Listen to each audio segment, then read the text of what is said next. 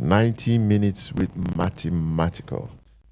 My very special guest is my good friend, barrister, and I always describe him as an exceptionally brilliant journalist, world-class journalist, Osasu Obayiuwana. The man is either in Casablanca now or in Rabat. Good morning, Osasu. Good morning, Big Sheikh. How are you today? I'm good. I'm wondering why we cannot see your face. You know? I'm just out of bed, so and considering the fact that I haven't had a shave in 3 weeks, I really wouldn't want to put my face on video, right? Well, no, but you see, this is being streamed live. It's been so busy, and again, I'm in a French-speaking country. I didn't know where to go and get myself a haircut or a shave. So let me spare your viewers and that the state of my face at the moment. Okay, but these days with technology, radio is more than just voice, and usually we take both, goes on YouTube and so on and so forth. And I don't know, maybe during our break or something, you could just you look good anyway, which way, man. You look good. You are not on a beauty parade, so I'm sure. But it would be nice to see your face anyway. So good morning once again. Morning from Casablanca. The final is at 9 p.m. tonight, so we still have a good number of hours before we find out who the next champion of Africa will be. That's good. It's been a while since we had you on any of our shows. And during that period, your old man passed on, and on behalf of all of us here at Eagle 7 Sports Radio, we extend our condolences to your family, and we pray that the Lord would, welcome our big daddy back home very peacefully. So, well done, Osasu. Thank you very much. It wasn't an easy period when we lost him on the 27th of February, but he was just short of being 82 before he passed. So he didn't live a short life. He lived a long life, and we thank God for that. Yeah, absolutely. So, how has it been in Morocco since you got there? How has the championship been beyond what we see during matches? Well, we have been following the matches, but I know that you always see behind. You see more than we would ever know.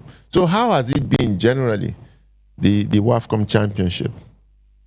I mean, Morocco have very good infrastructure. They are quite organized, so it's been very easy covering the tournament. It's what they are doing in terms of football development, in terms of general infrastructural development in their country is something which should really, be a period for pause in Nigeria. You see the roads here without a single pothole. I mean, going from Casablanca to Rabat is almost like going from Lagos to Ibadan in terms of the distance, about that. And you can do this trip at any time of day or night. So today, for instance, we have the final starting at 9 p.m. Moroccan time. I don't think I will be back in Casablanca before 2 a.m. Okay? Mm-hmm. You imagine that in Nigeria, having a final in Lagos at 9 p.m., leaving from Ibadan, and going to cover a final in Lagos, finishing a match at 11 and going back to Ibadan that night. That's not possible. Nobody would try it. These are the things that should really make our leaders think that you cannot develop an economy when people cannot move at all times of the day and night. Because if you have an economy where things shut down at a specific time, you lose money, you lose man hours, you lose productivity. These are things beyond football. Morocco is thinking beyond football. And that is why the king of Morocco takes a personal interest in everything that is being done concerning their football development, because it is a launch pad for so many other things. Well said. We have always said this, that sport generally and football in particular could be great catalysts for development in all other fields. And it appears that Morocco is deliberately repositioning the country as a sport destination. That through sport, they are doing so much, with sport in Morocco. Now they want to host the World Cup, they want to do this, they want to do that. Remind us again of the dimension, to which they have taken their sport development in Morocco, from what you see there. This 2025 is going to be the busiest year in the history of football in Morocco. As far as I know, my memory is serving me right, I have never known any country in Africa to host the women's AFCON and the men's AFCON in the same year. No country in Africa has done it. Morocco are doing that. And in addition to that, they also have to organize the FIFA Women's Under-17 World Cup this year. So can you imagine how packed the program is for this year? And they are taking it on. And don't forget that they have a World Cup to organize in 5 years from now, and they are planning for that. And that Under-17 World Cup that is taking place this year will be organized by Morocco for FIFA for the next 5 years. Okay. So you can imagine now, as an Under-17 World Cup host, they will be thinking, okay, since we are hosts, we will always present a national team to that competition. So in terms of their own national football development, every strategy they have in developing their teenagers will feed into that competition. They will keep on being exposed to that competition. The top talent from Morocco that plays in that competition will continue to move out to the best clubs in the world. And then you can see that in another 5-10 years, those players will be the bulwark of the Atlas Lionesses.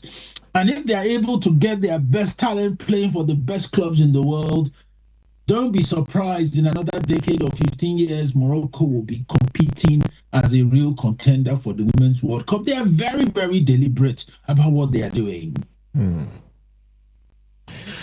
Wow. Okay. Compare for us.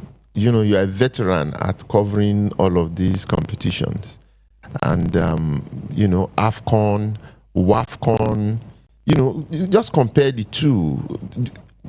Is the feeling, is the atmosphere, around both the same? When you look at AFCON, the way it is normally, and then women's football. I will talk about my feelings about women's football shortly. But how is it? How you feel with AFCON and then with WAFCON? Well, to put it shortly, in terms of spectator attendance, it has not been good. Outside of the games involving Morocco, I have to be very frank with you. There are 5 centers for this WAFCON. You've had Rabat, Olympic Stadium, the Labi Zaouli Stadium here in Casablanca. We also have another center in Mohammedia. Mohammedia is about 1 hour away from here, or slightly less. So I've been to all these 3. The only other 2 that I haven't been to are the ones in Uja and the other one in Berkane. Berkane is the hometown of Fawzi Lekja, the Moroccan Football Federation president. Those 2 venues are too far for me to go to by car, so I've not been able to go to those venues. So I have to say that the attendance has been poor, and I wish the Moroccan authorities had just encouraged children and young people to enter for free and fill up the stadium, because it's not good having this event and then TV cameras will be panning to the bleachers where you have it 85 or 90% empty. That's not good. But for the final today, I know it is going to be packed full. There will not be one seat left in that house. If you can imagine that an official of the Royal Moroccan Federation came to me asking me if I can help him get tickets, because the demand that have been placed on him for tickets, he cannot meet it. And I was laughing with him. I said, for goodness sake, you are the top guy in the federation. You are coming to me for tickets. Are you serious? He said yes. That he had to ask because the ones he has are not enough for the demands that are being. So I know that it's going to be packed. It's going. I mean, the 2022 final also was packed, and I know this one is going to be packed as well. So at least for the final, you can expect it to be well attended without question. Between two countries, one is aiming to win the championship for the very, very first time, and the other hopes to win it for the 10th time. Unprecedented record in the history of African football between the Falcons and the Atlas Lionesses. Well, around town, are they hopeful? Well, with the people I speak to, I mean, my taxi, my car driver would always tell me, Monsieur Nigeria, grande équipe Nigeria. They know that Nigeria has the best team of the competition. Everybody knows it. Oh, But really? the question, everybody knows it in Morocco. They know that if you look at Morocco and you look at Nigeria, Nigeria has a superior team and Nigeria should win the final. But it's not just about having the superior players. You also have to look at the astuteness of the tacticians on the bench. Okay? Morocco have one of the best tacticians in the world in George Vilda on their bench. 2 years ago, he won the World Cup for Spain in Sydney. I was there. I covered the entire tournament. So you can imagine we have Justin Madugu having to compete with him in terms of tactics, in terms of formations, in terms of how they react to situations on the field. You see, this is in fact, after the third place game between Ghana and South Africa yesterday, we were talking to Kim Jogren, the Danish coach of Ghana, and when we asked him about the final, he just basically said, look, Nigeria have the best team, but Morocco are very well organized. And that if Nigeria don't step up and come up for the game on the day, Morocco could win. And I totally agree with him. Justin Madugu just has to show some tactical astuteness because he has the players to take care of Morocco, without doubt. But if he doesn't step up tactically, you are playing against a world champion coach, you'll be found out if you don't do your job properly. So, well, it's not time to ask you to make your prediction.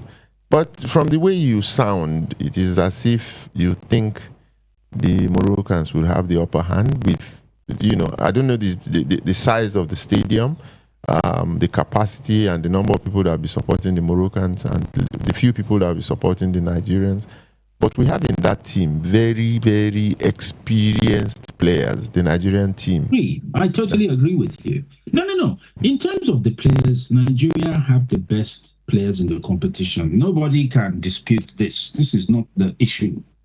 If the players are used in the way they are supposed to be used, there is no reason Nigeria will not win the game. And for me, when you look at the sterling history of the Super Falcons, the incredible history of the Super Falcons, since 1991, they have qualified for every World Cup, every single World Cup without fail. The Super Eagles cannot boast of such a record, and they can never boast of such a record. The Super Falcons have 9 African titles, unprecedented in the history of African football, the most successful team in African football. The Super Falcons have won titles in some of the toughest places you can win titles. They have won in South Africa, beating Banyana in South Africa to win the title. The Super Falcons in 2016 at the Stade Donispor beat the indomitable Lionesses in front of 50,000 people in Yaoundé.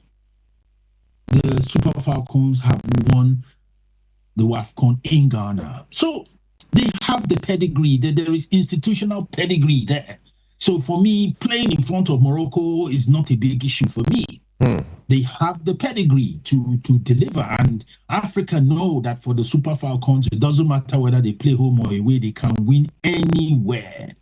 But I'm going to sleep. I'm going to sleep. The coach will do his job. I'm going to sleep. He has done it for how many matches now? He's going to do. He won't allow the finals to. But look, I just need to tell this story. You know, it is about my. I told you, I confessed to you that I have really not watched any of the matches.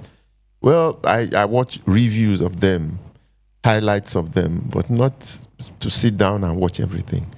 There's something psychological, about women's football for me. And this is because a long time ago, when, women football started in Nigeria, I think we had won the first Africa Cup of Nations we had.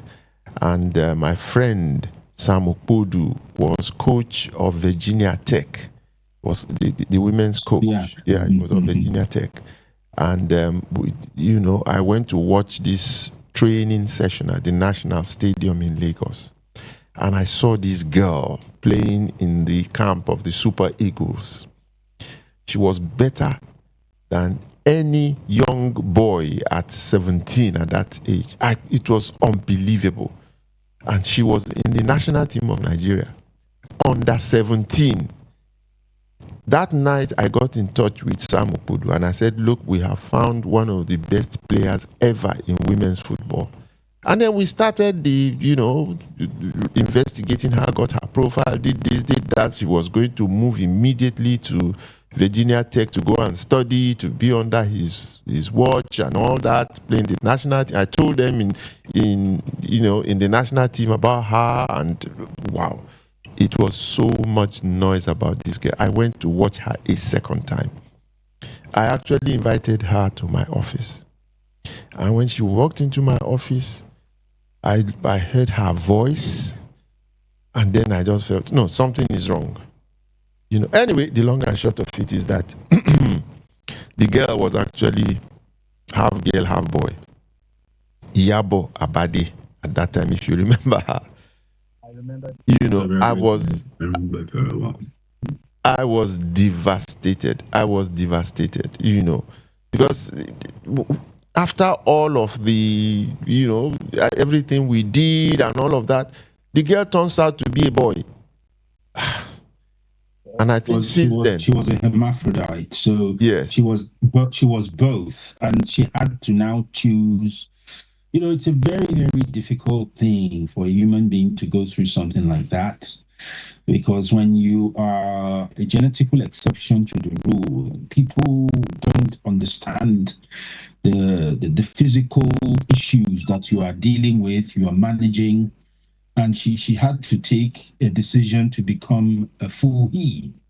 I can't even begin to comprehend what he went through making that decision. And talking about, this issue about sex in sport, gender in sport, it's a very, very sensitive and explosive issue at the moment, because so many people are being affected by it. Barbara Banda, the captain of Zambia, has missed out on 2 consecutive WAFCONs because of this issue. And, it was crazy because she couldn't attend the WAFCONs because CAF rules did not enable her qualify. And so Zambia did not want to be in a situation where she was put in the team and then the team would end up being disqualified. Meanwhile, she was able to play at the Olympic Games with no problem. She was able to play at the World Cup with no problem. So, this matter finally has now been resolved, and she was able to play at this WAFCON. And I know for her, it couldn't have been easy because she has been playing in China. She's played in the Women's League in the United States, where she's with Orlando Pride. Even when she won the BBC African Footballer of the Year award last year, she received a lot of attacks. People accusing her of being a man in a woman's game. And you can imagine the mental agony that brings to a human being accused of things which are not true. I've met her twice. I met her in New Zealand during the last World Cup, and I was with her in Casablanca, where I did my interview for The Guardian. I've been covering this tournament for The Guardian in London. So when people just say things that are ridiculous and are without basis, it's unfortunate. They forget that lives are at the end of this. The same issue is also affecting Caster Semenya, exactly, who now had to win her case in the European Court, ruling that the decisions taken by CAS and the Swiss court are wrong. So, very, very, very sensitive issue, this issue of gender and the difference in gender in sports. And one way or the other, it's not easy to say one is right or one is wrong. Depends on, how you're looking at it. Even the American government now has taken a decision on this gender issue. If Iyabo Abade had played at that time, from what I saw, he would, because he chose to become a man. He was more male than female. If he had played at that time, he would have become the best football player in the world, without question. He was too brilliant. He was, the difference between Iyabo and the rest of them was like the difference between, the sun and the earth. It was just too much. And that's what we saw with also Semenya. When you see Semenya run, you would know that there's more of the female, whatever you call it, than the male than the female.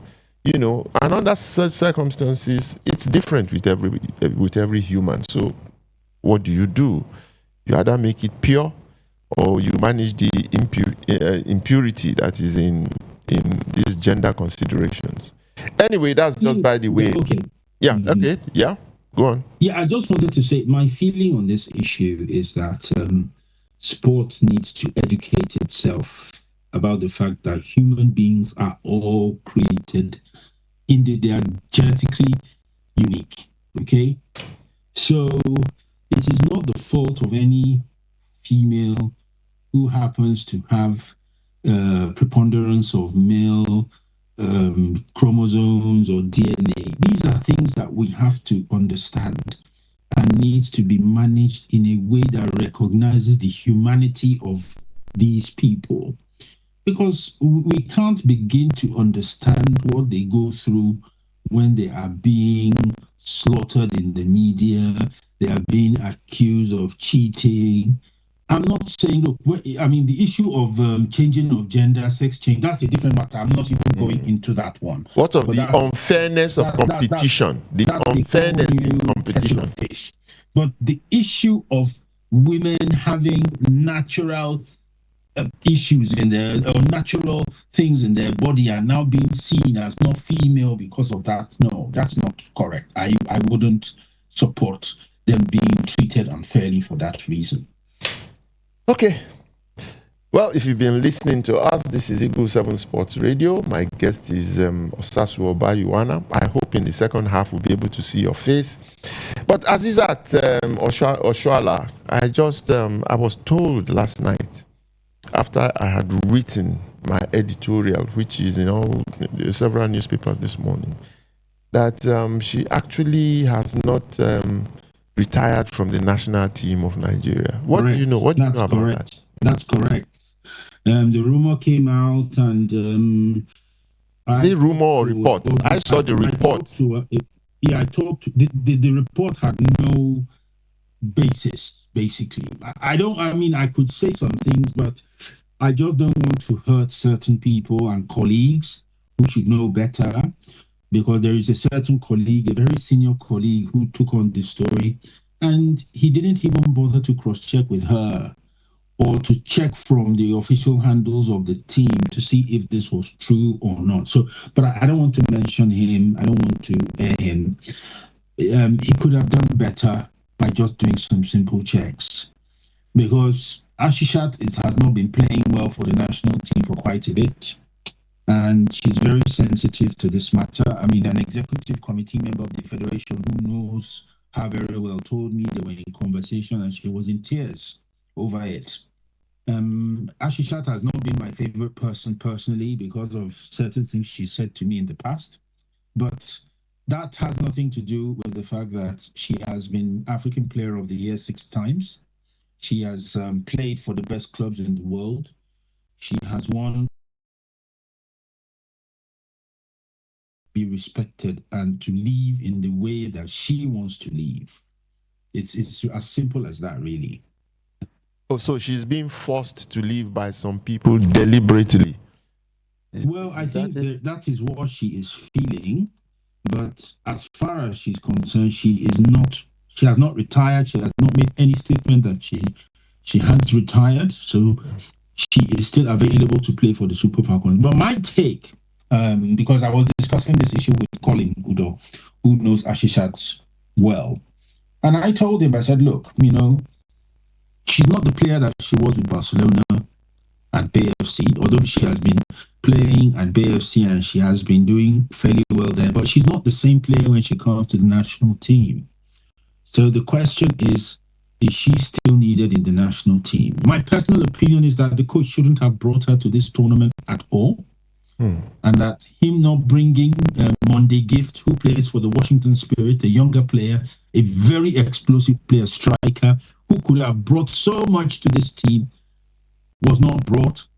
And she now had to come out, Monday Gift, and make a public statement that she was fit and there was nothing wrong with her, and there was no injury issue. So the question we all asked Madugu was, why didn't you bring her to this tournament? And that is a question that even people within the executive committee of the federation have been asking, because to be honest with you, there's no justification for excluding her. He made a mistake, and I'm sure in his quiet moments he knows he made a mistake.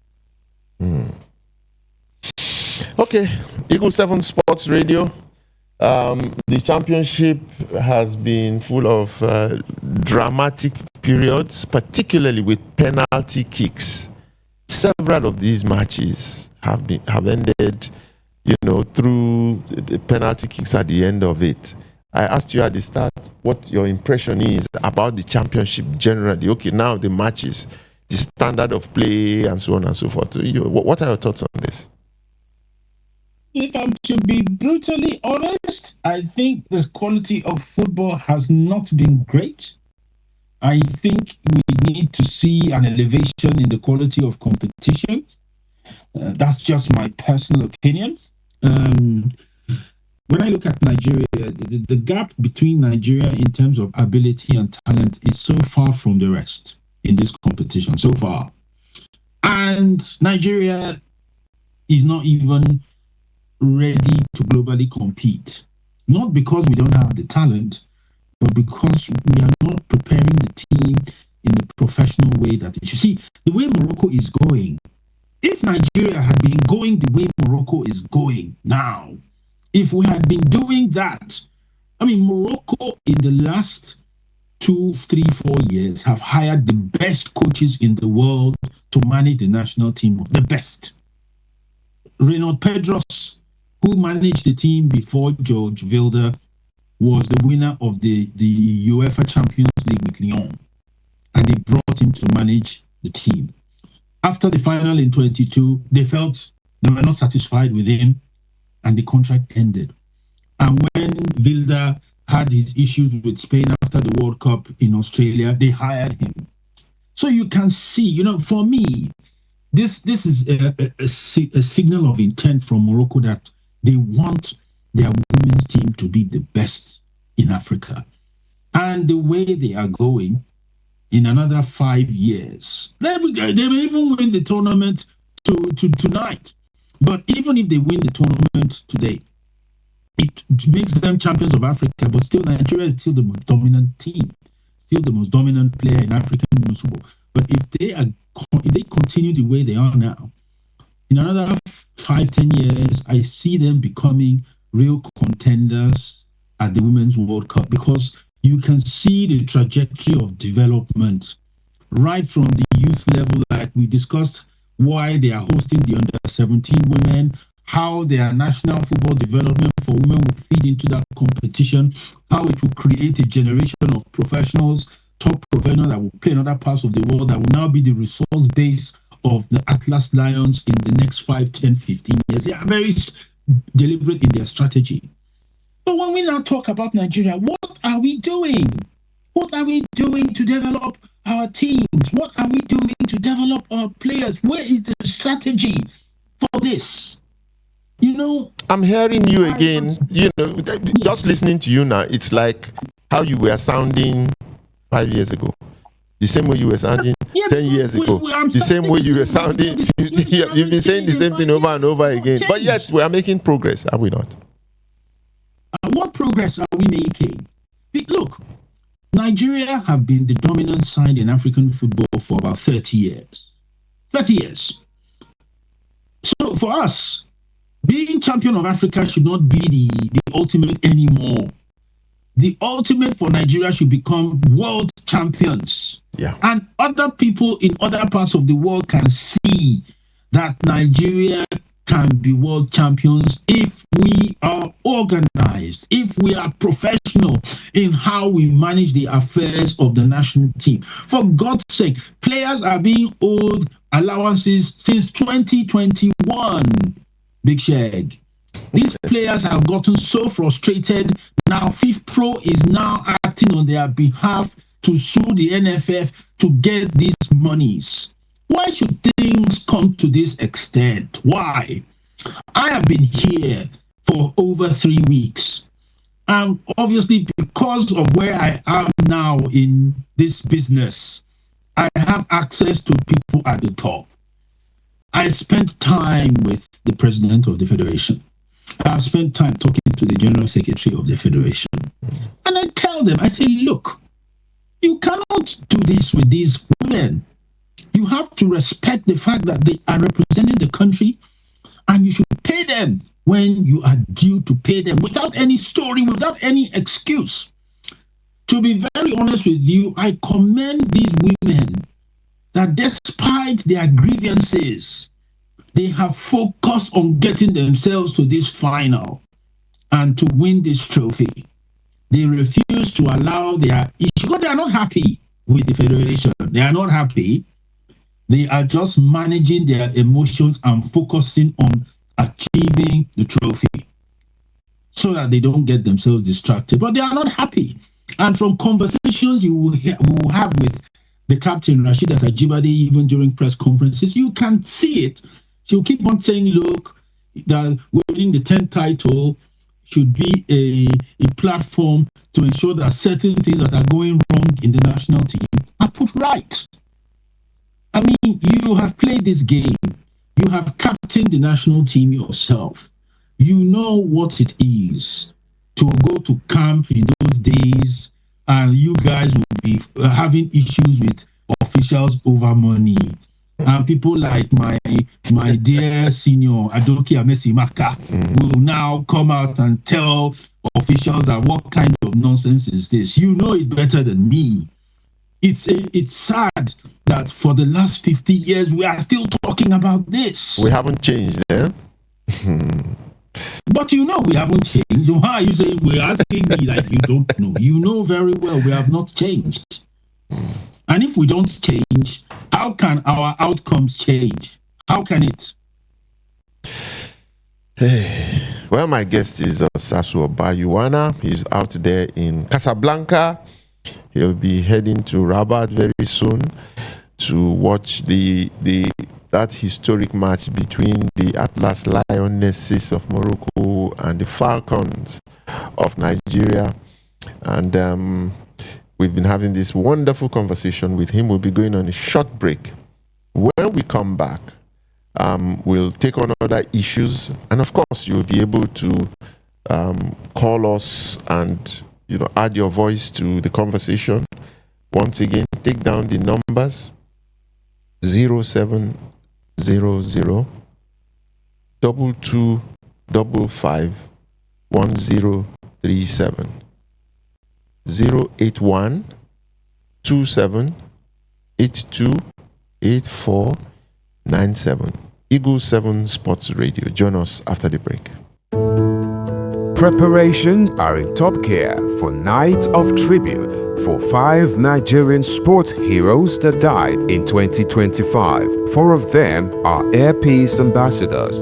Air Peace, in conjunction with the Nigerian Institute of International Affairs, will host sports officials, government, stakeholders in sports and diplomacy, friends, fans, and family members of the late legends Christian Chukwu, MFR, Charles Bassi, MON, Peter Rufai, MON, Obisia Nwakpa, OLY, and Moses Afion, MON, at the Night of Tribute. A galaxy of superstars is being lined up for the event.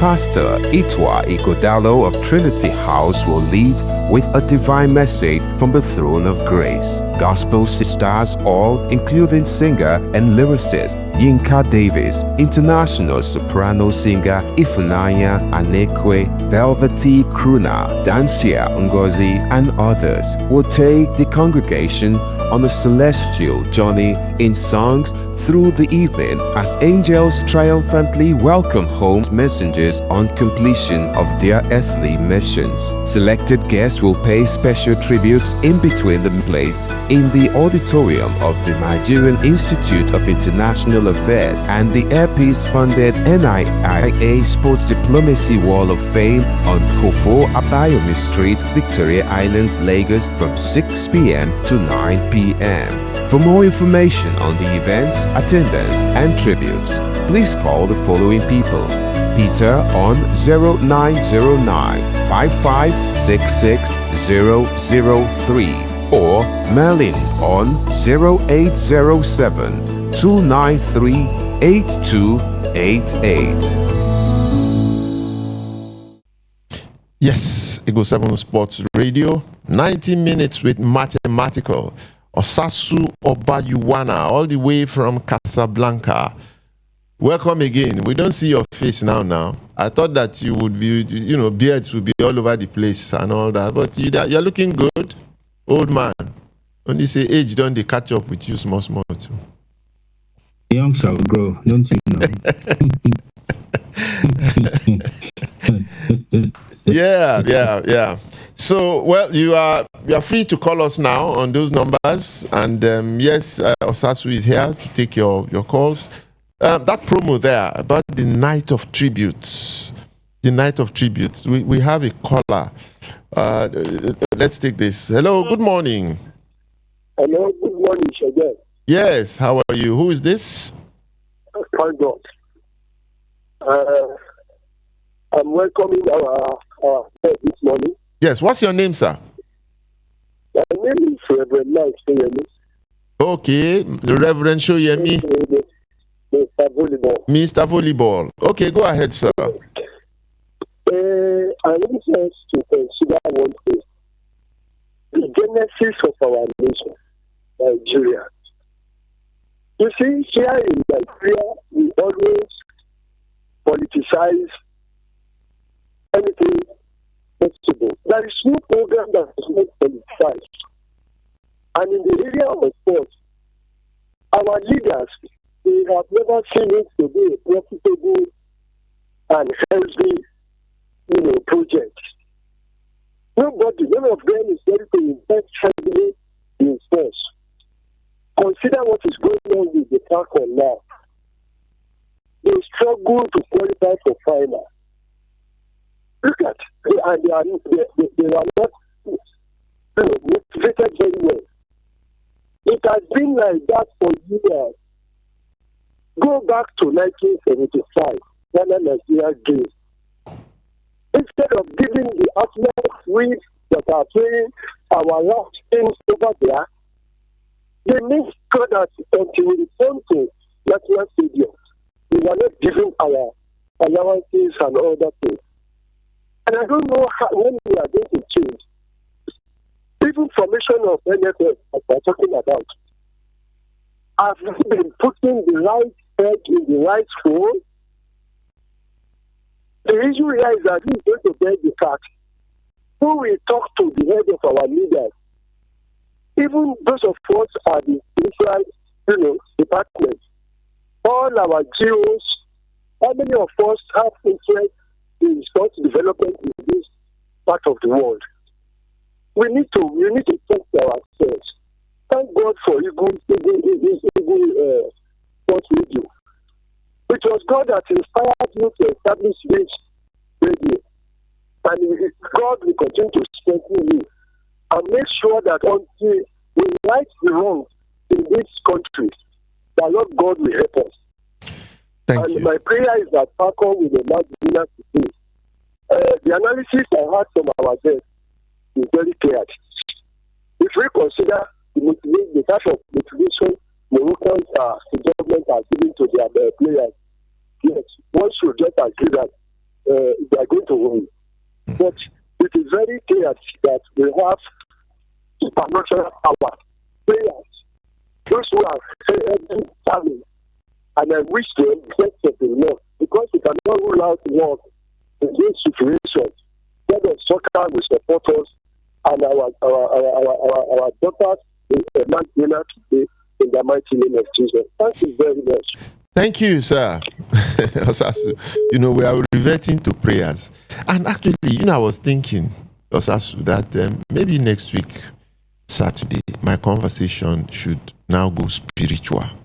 This prayer, and sports, and, divine intervention and all that. Maybe it is something that we need to start to examine. I know there will not be an answer at the end, whether this is true or false or whatever.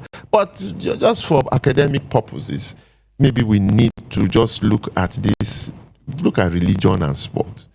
I think I will do that next week, Saturday.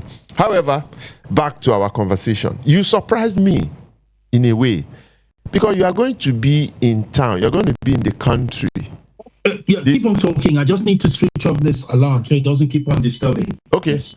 Okay. You are going to be in the country over this after the match tonight and so on because you told me that you would want to be at the night of tributes.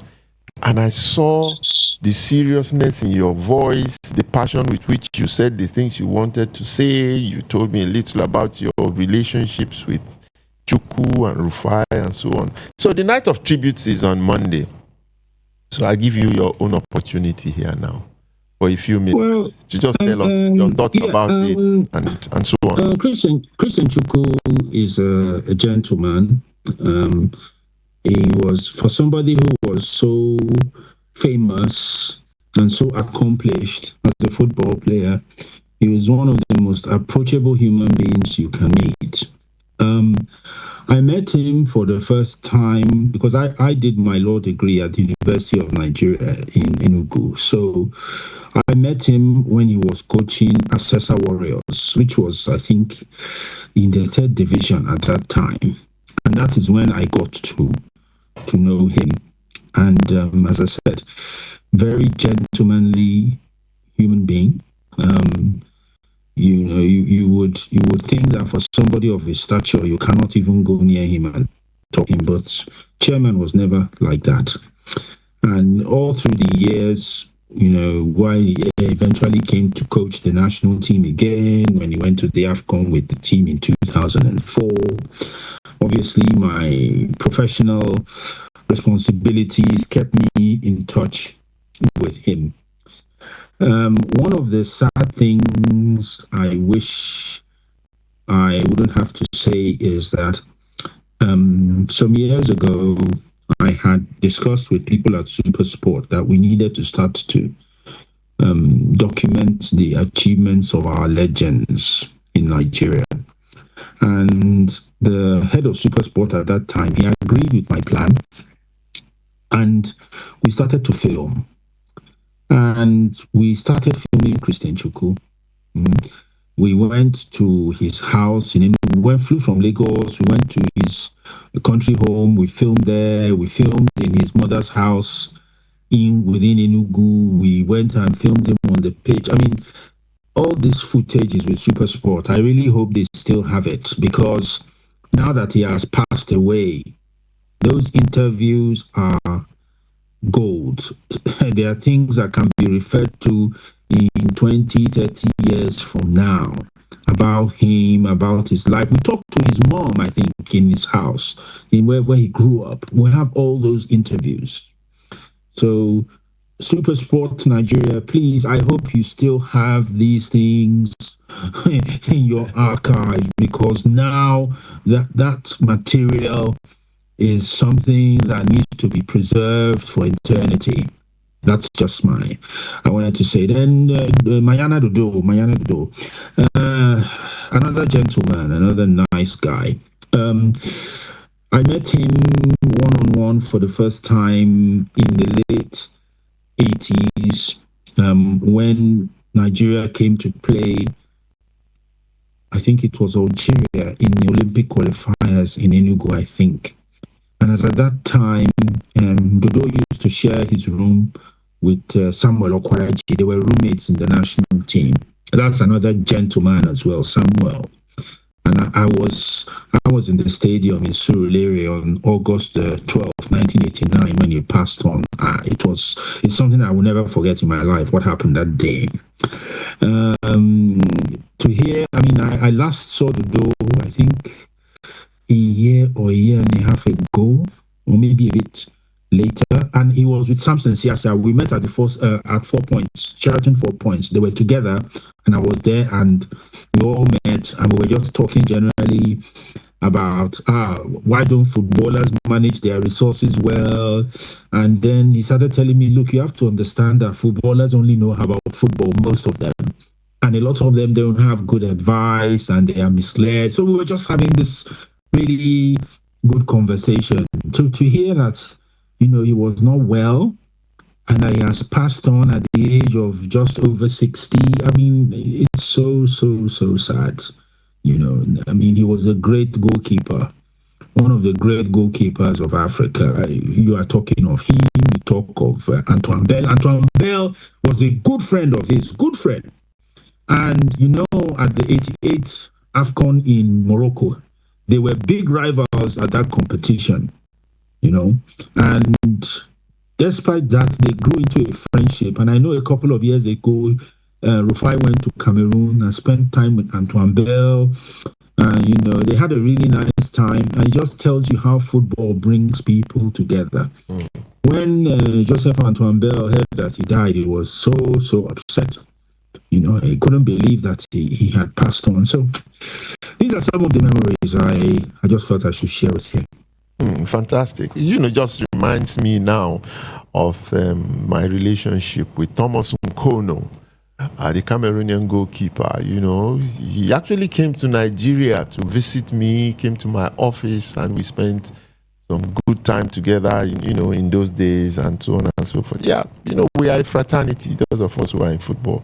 It's an incredible life. So I know you wouldn't know much about Obisi Anwakpa. I haven't met him, but I know about him. Of course I know about him.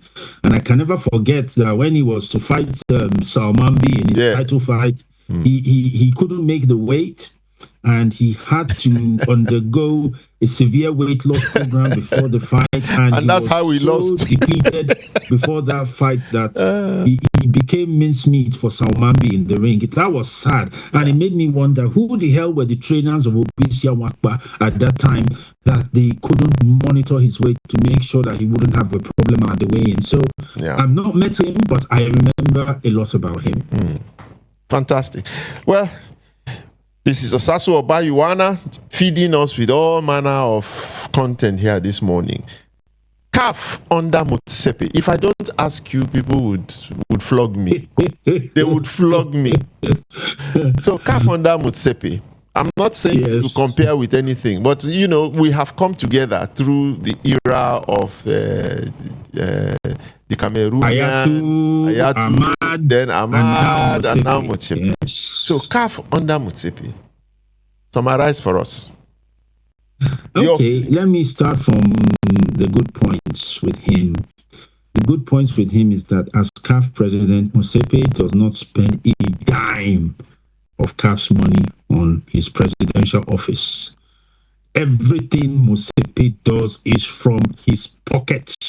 Every penny. So there is no, CAF has no expense where Motsepe is concerned. Wow. On the contrary, Motsepe between 2021 and now has invested at least $10 million of his own money. I said minimum 10 million that I can't verify. There's probably more.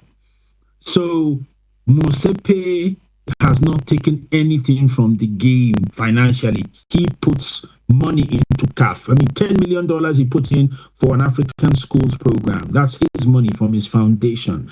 I don't think there is any other confederation president in the world that has done that. So we have to commend him for that. We also have to commend the fact that he's a billionaire businessman and he understands business.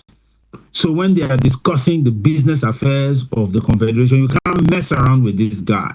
He knows what he's doing. He knows what he wants. And if you are not able to meet his standards in terms of performance, he won't suffer you gladly at all in that respect.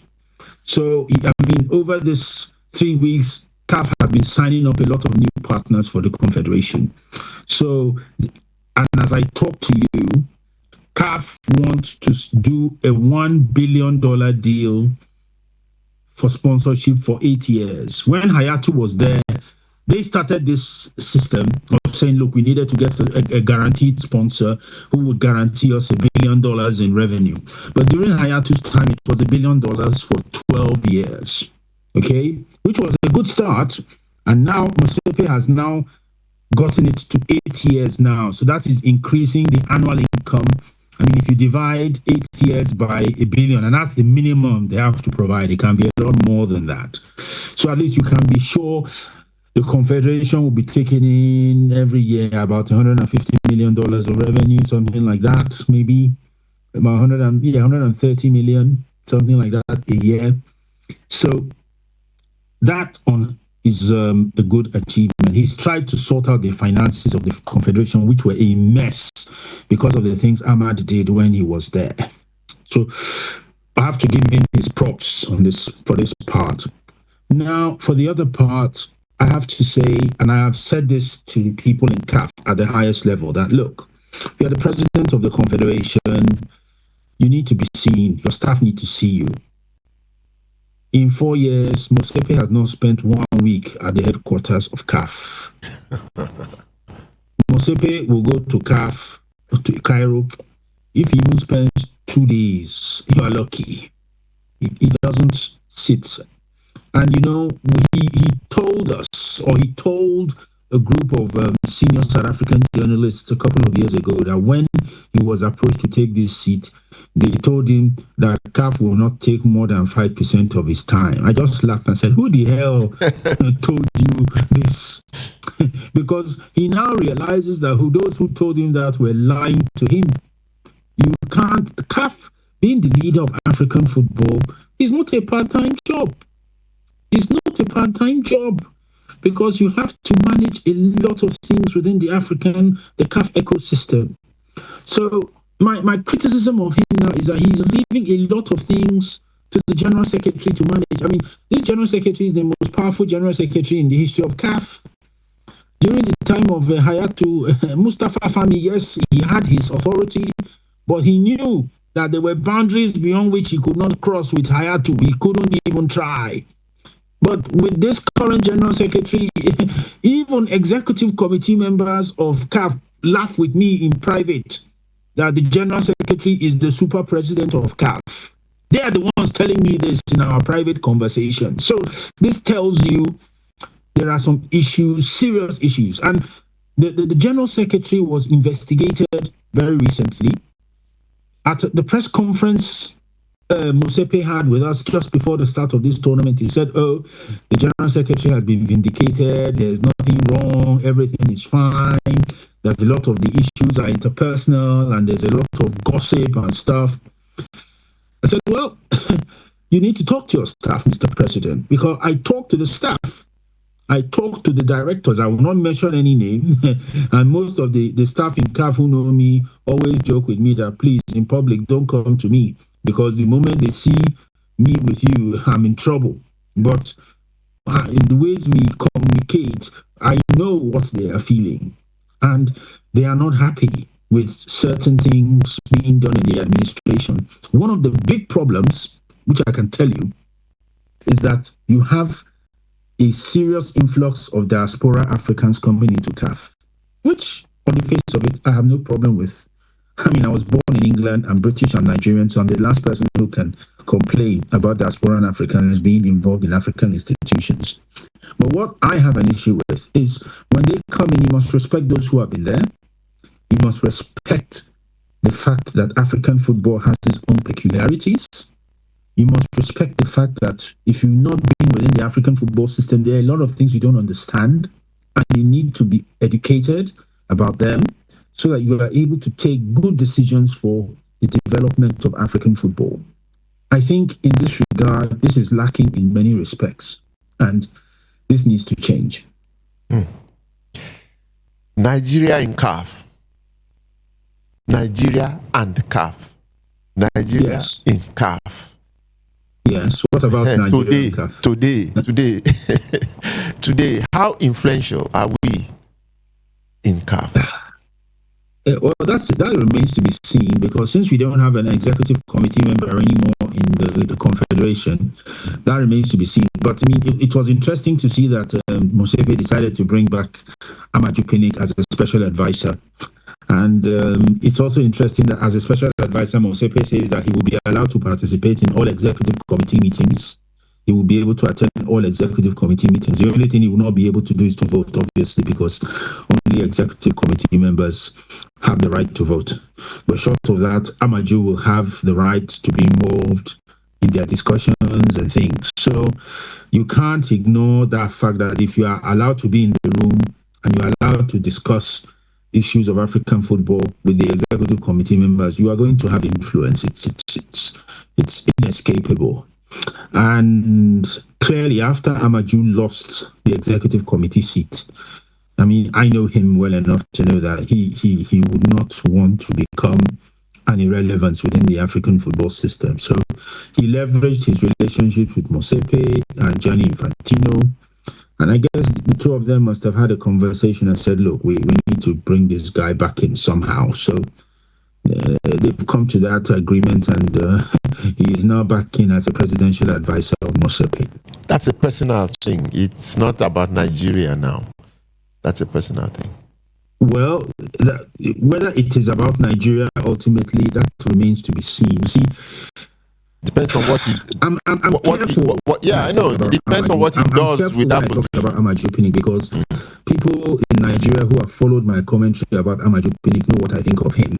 I've not hidden my opinions of him as a person and how he governed Nigerian football as his president for 8 years. They know.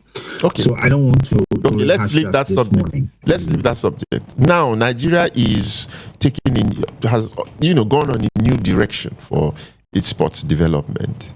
They have revived the National Sports Commission. What are your thoughts? So far, they've been there for how many months? And is there an indication of hope? Is it like half a year or something like that? Yes, about 6 months. About 6 months. Yeah, okay. I think Shehu Diko, I mean, obviously you know him very well. I also know him. And you and I can I mean, one thing I give to Shehu is accessible. He's an accessible person. So I can talk to him and discuss with him about various issues. I mean, one of the things I discussed with him when he took over the position was to say, look, we need to have a proper sports dispute resolution system in Nigeria. Remember that Adoke Amasimaka was my chairman. He was the chairman of the committee that prepared the legal roadmap for the setting up of a court of arbitration for sport in Nigeria. We handed in that report to the Nigerian Olympic Committee just before the Olympic Games in 2012. It's crazy to think that we did that job 13 years ago, 13 years, and still nothing has been about it. And I told you, I said, look, you guys need to sort this out so that there's a proper judicial system for sport within our country, because in future it is going to be so helpful. I mean, Nigerian Football Federation elections, for instance, are always a mess. And there needs to be a proper way of resolving electoral disputes within the elections of sports federations. We also need to have athletes having a place where they can take their grievances to when their federations are not treating them well. When you don't have a proper sports alternative dispute resolution system like a court of arbitration, it's impossible for these things to be done. So I've told him, and he said that they are going to put it in, they're hoping that in the NSC bill, that this will be included, and then the sports federations will be compelled to acknowledge the supremacy of such a body, and this will help to resolve a lot of issues with regards to disputes within the sports system. With regards to development, obviously, he says the president is going to fund them to do a lot of things. So they will be able to do things that go beyond football, because Nigerian sport is not about just football. I mean, you have many other sports. To be honest, I think Nigeria could probably become world champions in basketball earlier than in football if we were just more focused in how we manage things. I mean, when you can imagine that the former captain of the national basketball team is a top NBA coach now, the top. So you have former Nigerian players who are top executives in the NBA that win NBA championships. So we have in basketball, we have the coaching personnel, we have even the governance personnel in the US who should be our resource people in Nigeria. But because of how the system has been so messed up, these people are not involved in our system.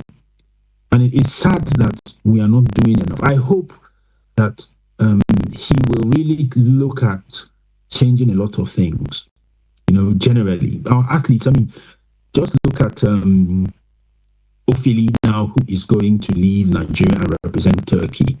Nigeria did that girl dirty, really bad. How do you mess up her registration for 2 consecutive Olympic Games? You want to kill her? You want to destroy her life? Now she has decided she has had enough of that. We must have a country that cares for its people, that shows that its human resources are of primary value to them, and not to treat them like an afterthought or like an irrelevance. Because if we keep on doing that, Nigeria will lose its best talent to other countries that value it. I don't know if you followed the National Sports Festival and also what happened ended last week. Both took place in Ogun State. And for the first time, I don't know how it happened because I was not an integral part of the organization. But the National Sports Festival was a spectacle. Relatively. The African Junior Championships came and last week ended on a very, very high note. These were 2 things that were under the National Sports Commission. I'm not saying it was a perfect organization, but for the first time, we saw glimpses of new possibilities going forward, particularly in athletics. I hope, just listening to you, the possibilities in basketball, I can see us, particularly female athletics. Our women are doing so well. They are the future of athletics. As you predicted, our women might even win the World Cup of football earlier than our men. The same thing. I think they will, if only they can be given the respect and the investment. As far as I'm concerned, and I'm extremely passionate about this issue, the Super Falcons should get the same amount of money the Super Eagles get. This nonsense of telling us that, they don't generate nonsense. What First do the of all, Super Eagles generate? the government provides funding for the national teams. Okay, they provide the money most times. Since if it is the commercial income, I can understand. If the Super Eagles is generating more of the commercial revenue, and they say, oh, because of that, they need to give them more of the money. Okay, but when it comes to the government funding of the national teams and the payment of allowances, the government must treat the Super Falcons and the Super Eagles the same, because they are all citizens of the country that deserve equal treatment under the Constitution. You cannot say because they are women, you are going to give them less. That is totally no. Pay them what you pay the Super Eagles from the public funds. Simple. This team has outperformed the Super Eagles in every respect. Every respect, they have outperformed them. They are your best performing national team. So why are you paying them less than what the Super Eagles are getting? No, it has to stop. And they should be treated with the respect they deserve. Osasu Obayiuwana, my final question, because I know if I don't ask you this one, people will then go flog me. Nigeria qualifying for the World Cup. If the male World Cup, Nigeria qualifying for the male World Cup, our chances, your thoughts. It is easier for a camel to pass through the eye of a needle than for Nigeria to qualify for this World Cup. Let's just be brutally honest with ourselves. We have messed up so bad. How can you play a qualification series and Nigeria has not won any game at home and you want to go for the World Cup? We are not serious. We have messed up so bad. And I pity Eric Shell because, to put it in pidgin English, they don't give Angbese. The guy came in and has inherited Bese. The Nigerian Football Federation has given him. So we don't have the right to expect qualification from him. We don't have that right. And I was even asking the president of the federation here in Casablanca, I said, look, you handed a poison chalice to this man. So what right have you to expect qualification from him? We don't have the right. If we manage to go against the odds, then well and good, because to miss out on 2 consecutive World Cups is disastrous for Nigeria. It's disastrous. But we have put ourselves in this situation because of misgovernance, because of poor governance. That's why we are in this mess right now. So if I have taken my mind off whether Nigeria will qualify. I am not invested emotionally in it, because if you're a professional person in sport, you look at the data, you look at the situation, and you tell yourself the unvarnished truth. We are in a deep hole. So if we qualify, it will be the 9th wonder of the world. That's just the truth. Wow. What more do I see? What more can I add to that? Well, we've had this wonderful conversation this morning with my very good friend, Osasu Obayiuwana. Do you have any final words or thoughts before we go? It's time up. Well, I just want to say, with regards to the final today, regardless of how it turns out, because Nigerians should please understand that we may not win this title tonight, even though we are the favorites. And whether the team win or not, they should be given the respect and the honor for representing Nigeria well in this competition. Obviously, I'm hoping they do win. I know they have the better players. They should be able to bring the trophy home. It would be great for them to win this new trophy and to have the $1 million that comes with it, which of course the players will get 30% of it. Wow. So I'm hoping they do win, but even if they don't, we should give them the honor and respect for representing Nigeria creditably here in Morocco. Wow. Osasu. Hello, is there someone on the line? Yes, good morning. Yes, good morning. You have 30 seconds because we have finished. Yes, I just want to speak about probably on the management issue around sport. Well, we don't have time anymore. So just in 20 seconds. Oh, yeah. Okay. What's your name? Tell us your name first. David. David. Okay. Last week to this, Okay. yes. Okay. I increase it to 30 seconds. Yeah, go on. Yeah. Quickly, I just want to say that you see now when we have somebody who has some clout and with some vision, we are getting some more clarity to African football with Motsepe at the top. Started as a law firm person, partner, and net worth in billions. He's not really looking for the money there and the politics in there. So you are seeing some clarity. I just want to say that I want to remember what Jordan Chauvin just said. It's good to be big, it's good to be big, it's better to be good, and it's best to be both. So I think largely what is missing in our football is management, and the leadership crisis we even have across the nation management in Africa. I want to say that is where I think there can be a coalition so that we can work around this. And I think experts like you and the guest this morning can begin to critically look at setting up an organization that addresses these. This way we begin to get some more clarity in Nigeria. Look at what we are saying now, the imbalance between... Sorry, sir. Right. Sorry to interject. All right, we just have to go, David. David, take good care of yourself. Thank you. Okay, Osasu, you want to say something? I just wanted to say to the caller that Nigerian sport is not lacking ideas and plans. These plans we have been discussing, we have been analyzing, we have been recommending. The issue is what? Implementation. Discipline to implement. Respecting professionalism. Respecting data. Respecting process. This is the problem of Nigeria, not the lack of intellect to apply to how to solve the problems of our sport. Nigeria doesn't lack that. The voice, the face of Osasu Obayiuwana in Casablanca.